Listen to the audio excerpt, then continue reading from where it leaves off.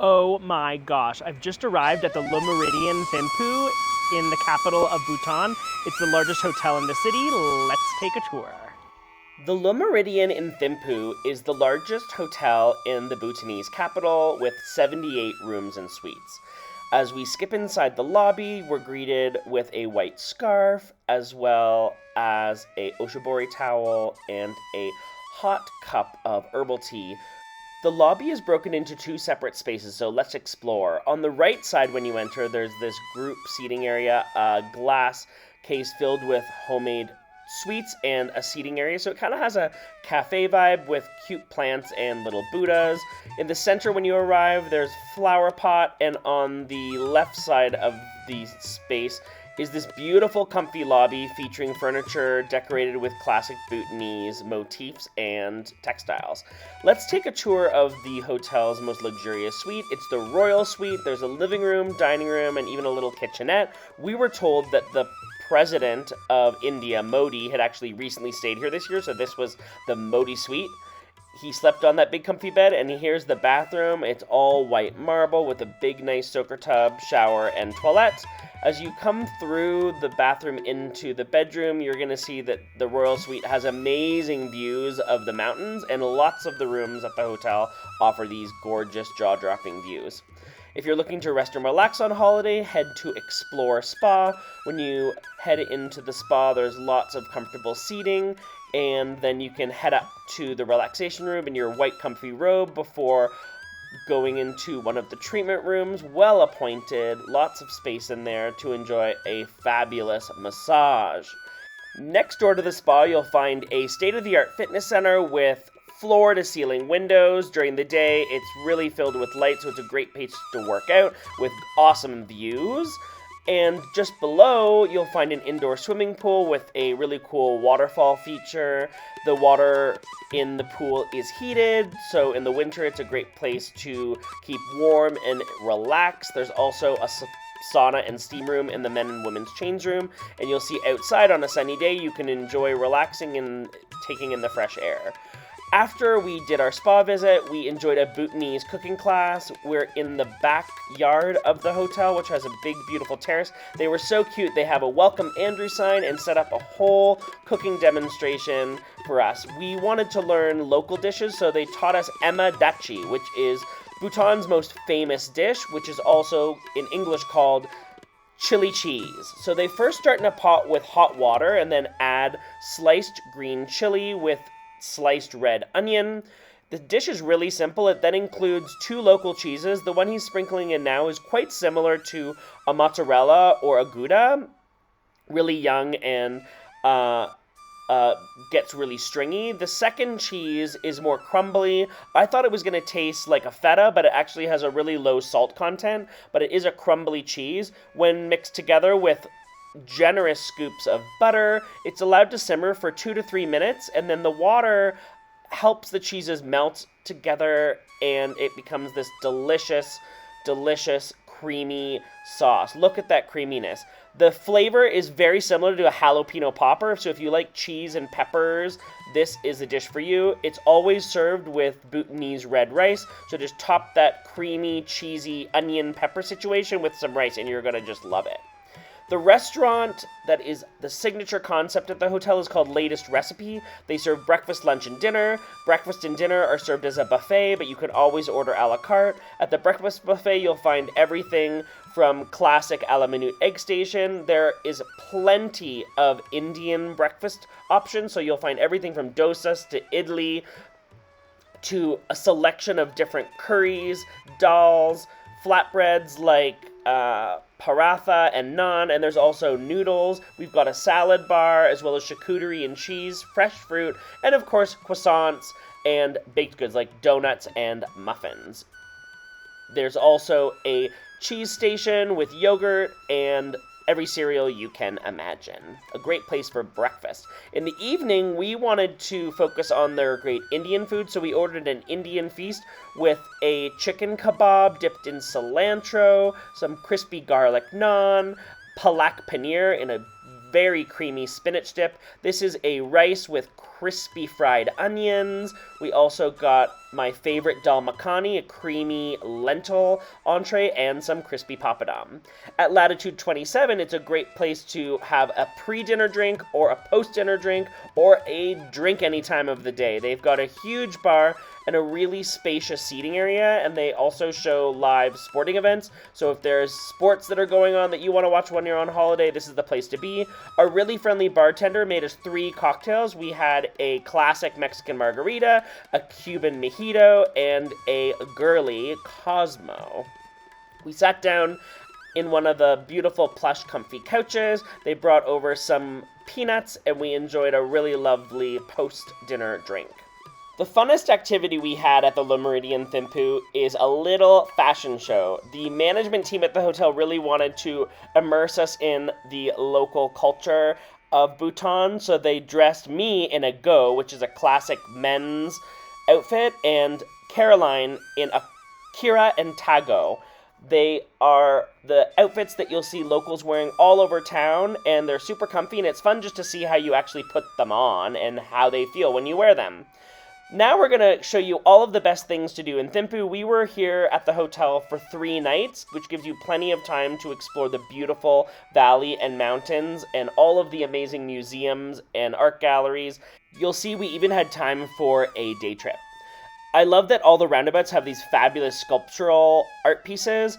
The most famous guy in town is the human traffic light. Bhutan is famous for being the only country in the world that does not have traffic lights. So this gentleman in his beautiful white gloves has to do this beautiful hand dance. You can see there's a rhythm to it, and he's actually organizing the traffic, which is just amazing. Our first stop is the Buddha Dordenma statue. This is one of the newest attractions in Thimphu. It was funded by generous donors from Singapore and Hong Kong, and it's located on the top of a mountain overlooking the city, so you can see it from all over town. There's a huge, giant golden Buddha. You can enter the temple, but you're not allowed to take photos and videos, so I will just say it's jaw-dropping. There's thousands of Buddhas and gorgeous painted murals. Absolutely make sure to visit this spot. In the heart of downtown Thimphu, you'll find the National Memorial Chorten. This is the most visited attraction in the city. It's a huge stupa that was made for the royal family. You can see as you enter on the left-hand side, there are tons of prayer wheels. The majority of people here, 99% of people, are locals that are coming here sometimes even daily to have a spiritual experience. You spin these wheels and recite mantras for good luck. As we walk around, you'll see that there are also areas where you can light a butter candle. I really loved these pillars that had tigers just devouring the pillars. You can't take photos or video inside here as well, but it is a jaw-dropping interior, so you really want to make sure to head inside the stupa. There's 3 floors, tons of jaw-dropping sculptures. You'll see locals outside are doing their prayers and spinning their prayer wheels, and there's lots of beautiful water fountains. At Century Farmers Market, this is the city's #1 farmers market and the largest in the whole country. Really interesting to see the kinds of things people buy here. So there's lots of dried bacon. They love pork. But the #1 thing you're going to find is tons and tons of dried chilies. Dried chilies everywhere. It's the #1 ingredient used in the country. They even sell it ground, as well as chili flakes to add to your dishes. They sell lots of dried pulses. Apples were really popular the time of year that we visited. If you're an adventurous eater, you have to try Bhutanese yak cheese. You'll see they sell it in 2 different colors. In the far back area that's lighter yellow is a milder cheese. The ones on these platters that are white are aged cheese. They're literally as hard as a rock, and they suck on them. In the evening, make sure to visit Mojo Park if you want to experience what modern Bhutan is like for young people.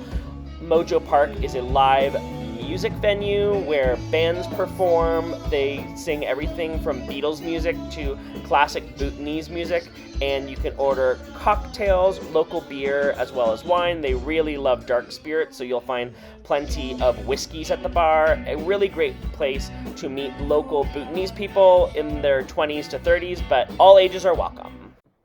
The following morning, we headed to the Royal Takin Preserve. It is absolutely beautiful, must-do for everyone, including families with children if they love animals. These are takins. They're a member of the bovine family. They have this kind of funny, pig body with horns. I've never seen one before. They are so cute to watch. This one is scraping its head and getting a massage against a tree. We spent about an hour here just enjoying looking at all the animals. Beyond Takins, they also have deer and a wild boar. This is a cute little baby, which we became absolutely obsessed with. You can see the cute little Takin babies just enjoying hanging out by the river. Next, we went to the National Institute for Zori Kusum, which is a school that specializes in teaching local Bhutanese children all of the top arts. So embroidery, woodwork, painting, everything you can imagine. So we're going to start off here by visiting the temple with the prayer wheel. This is where a lot of the students enjoy lunch. This is the shop where they're doing woodworking, and the boys here are making beautiful hand-carved masks. These are the ladies that are practicing their embroidery skills and sewing. Here we've got one of the gents with a hot flamethrower, and he's making brass copper ornaments that can be used as clasps on traditional clothing. We're skipping up the steps to one of the other buildings. Just so you know, any tourist can visit here, and you're literally walking right into a school classroom, and the kids wink at you. It's kind of lovely to see them. This is like one of the classrooms, just the list of all the students. It was kind of really interesting to see how they go to school here. We're going to take a peek out from the top of this balcony, and you can see the little temple shrine building below. And I really love this piece of art, which shows a traditional Bhutanese palace. There's a mermaid and dragons. It's really feeling your Bhutanese fantasy. They also have a retail shop that sells all of the students' work. So all of the art work that is made here, from masks to woodworks to paintings, you can purchase here and help support the students getting through school, which is just an amazing initiative. I really love these sculptures, and they also have these paintings, which if you're concerned about taking any art home, you can easily roll these up and pack them in your suitcase and frame them when you get home. Just as we finished, this is the front of the school. The students had all gone on their lunch breaks. You can see they all sit down and enjoy their lunch outdoors. Next door is the Folk Heritage Museum. If you are curious to know how local villagers live, this is a great place to visit. This is a beautiful old home with a giant penis and skull over the door that has these beautiful dried corn. So you can see how they dry corn, and they also showcase how local tapestries are made with all of the different colored yarn and threads. There's also a woman in the kitchen who shows you how they make their famous Bhutanese crispy rice that's done over an open flame. This is typically served with butter tea. Inside the home, we're going to check out all of the different rooms. So here you can see these are the old vintage backpacks that help carry luggage as well as milk and yogurt. Up the stairs, they're really steep stairs to get through here. There's about 4 different floors to this building, and the stairs are super steep. This is the kitchen, so there's a big cauldron, and you can see all of the different kinds of furnaces that they use to cook their food. This is the area that people would sleep, and just next door to the communal family bedroom is a shrine. So Buddhism is a big part of rural people's lives, and they have an on-site shrine in this home. This home was originally owned by the governor of the region, so it's where a wealthy person would have lived. For lunch, we went to Babessa Village Restaurant. Must try for anyone curious to sample traditional and authentic Bhutanese dishes. It's also located in a really ancient home. The vibe inside is just amazing. They've served us butter tea to start, which is absolutely what I expected. And then the server brought out a set menu. So everything's served as a set menu. You have a whole bunch of bowls that come out to the table, so you don't have to order anything in particular. We had everything from the classic chili and cheese to a stewed chicken, beans, red rice, and 2 different soups, one with fish and another made with milk and spinach.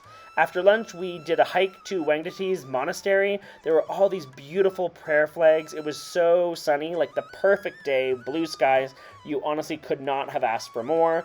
This particular hike I was a little nervous about because I'm absolutely not a fit person, but the hike was really easy. It was about an hour.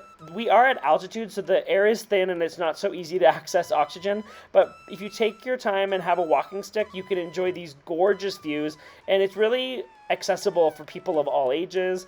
Once you take the 1-hour hike, you can peer through the trees and you can see actually one of the palaces in the valley below. This is part of the Bhutanese pilgrimage trail, so this is the monastery. Once you arrive, you can enter inside, but there's no photos or videos, so you can basically meet one of the monks. There's beautiful Buddha statues inside. Just as we left the monastery, we were greeted by these 2 monkeys. One has a giant erection. And that's a wrap at the monastery, a perfect idea for a beautiful sunny day. If you're staying in Thimphu for 3 days, you'll likely have some free time, so we enjoyed a day trip to Dochula Pass. It's about 45 minutes drive from the city and absolutely beautiful. You must visit if there's blue skies and sunny weather because it is an unforgettable experience. You will find on the top of a hill there are 108 stupas, which is a lucky number in Bhutanese Buddhism. We skipped up the steps here, and you can enjoy on a clear day panoramic views of white-capped mountains of the Himalayas. While we finished visiting the stupas, we headed over to the cafe. The cafe has lots of seating and fireplaces, and the views are absolutely beautiful. We decided, because the weather was so warm, to sit outside on the patio and order a mocha and a cappuccino, nice and foamy, a great way to celebrate a little day trip from the city, especially in the afternoon. On the other side of the road, after caffeinating ourselves, we headed over to a pathway that's used for meditation, and then we were off back to the city. If you are heading to the capital of Bhutan, we highly recommend a stay at the Meridien. It's perfectly centrally located, the staff are super friendly, the food and drink is delicious, the rooms are spacious, and you're just gonna love Bhutan.